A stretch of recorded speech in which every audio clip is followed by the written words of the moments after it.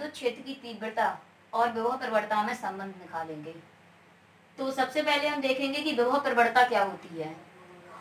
विभव प्रवणता की डेफिनेशन है एक समान वैद्युत क्षेत्र में वैद्युत क्षेत्र की दिशा में दूरी के साथ विभव परिवर्तन की दर विभव प्रवणता कहलाती है। अब इसे हम समझेंगे। तो यहाँ पर एक बिंदु O पर प्लस क्यू आवेश है। इस प्लस क्यू आवेश से x दूरी पर एक बिंदु A है और x प्लस डेल्टा x दूरी पर दूसरा बिंदु B है। बिंदु A पर विभव V है और बिंदु B पर विभव V माइनस डेल्टा V। अब V माइनस डेल्टा V ये क्यों है? हम लोग फॉर्मूला पढ़ चुके हैं, V बराबर 1/4 पाई एप्सिलॉन नॉट के Q upon R। R Q आवेश से जितनी दूरी पर विभव निकालना होता है वो दूरी होती है। तो यहाँ पर हम देखते हैं कि V और R में उल्टा संबंध है।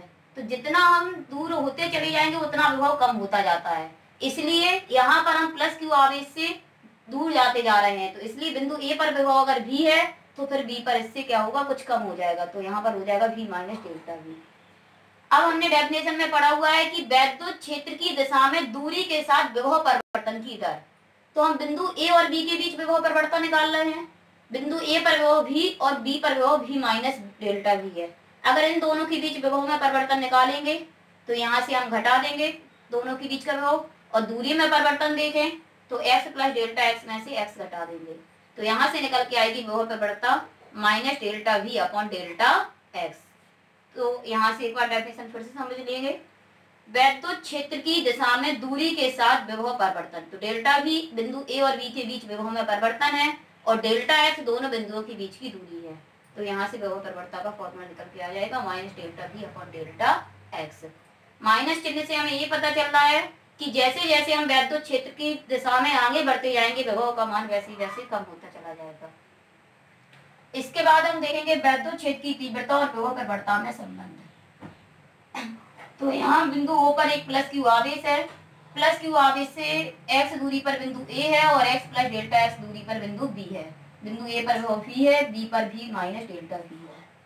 यहाँ बिंदु B पर कोई एक धन परीक्षण आवेश रखा हुआ है। जब बिंदु B पर हम धन परीक्षण आवेश रख देंगे तो यहाँ पर इस प्लस क्यू आवेश ने अपना वैद्युत क्षेत्र उत्पन्न किया है।